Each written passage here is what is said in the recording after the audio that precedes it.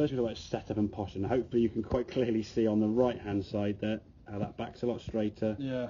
We're now into kind of sort of the angle, that sort of T-bone 90-degree angle we're looking for, whereas that one sort of backs up there, hips are very level, a lot of knee flex, head sort of down, very sort of hunched up position, not really in a position whereby you can swing that club with any efficiency, okay? Therefore, you've now got to make compensations, and before you had quite a lot of leg action there, as you said, the knees sort of dropping down, that knee's going a long way forward, dropping down, and where you come back to the golf ball, very, very tough to sort of return that club back to the golf ball consistently. So with this one here now, same good takeaway now, club to the top of the backswing, okay? You can maintain your same angle at the start, sort of set up there, okay? There's your spine angle. So you maintain that pretty good, to be fair, yeah? So you just swing the golf club back, you turn your shoulders, okay? Now you just unwind your body.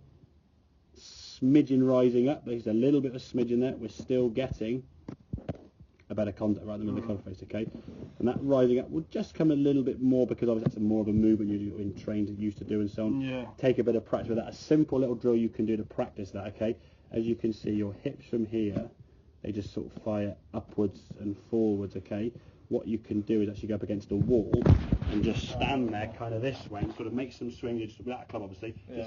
Just kind of feel sort of like your right cheek against the wall and your left cheek. So you're going that way to that way, like sort of hitting the wall with your cheeks there rather than sort of going that way.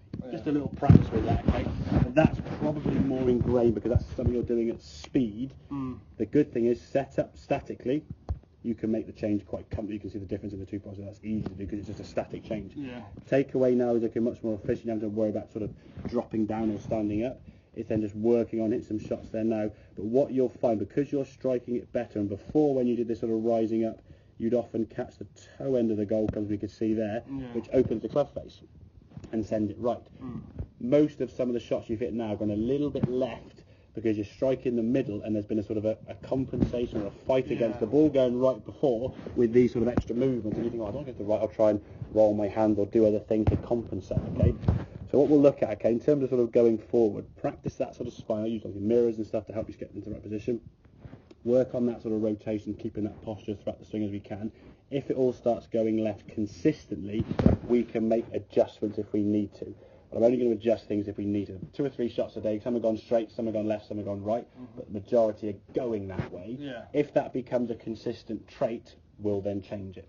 If it's just a day and a few shots going left because your body's a lot more freer than you're used to, and once you get used to that freedom, you can sort of control the club face better, we won't change it.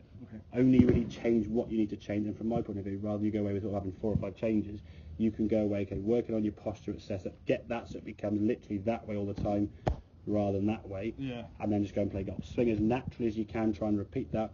You're seeing now your body's sort of staying a lot more stable, your legs are staying a lot quieter because they can move now. There they couldn't really move.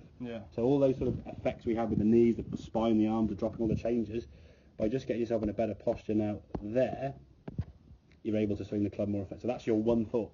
Okay, get that set up better and then make your swing from there. Okay, I say if we start getting some consistent shots, sort of doing this all the time, we can book another lesson and sort of look at where you need to go to try and straighten that ball foot out. But if you find after a few shots you just sort of learn to control that club face, which you may do. I'm not going to sort of give you too many things to think about because I just go when you do. I'd rather do one thing really well than have 5 things and do them half and half and do nothing really, because that's what happens unfortunately. So yeah, so good back to those. They threw the ball there now. Much better strike.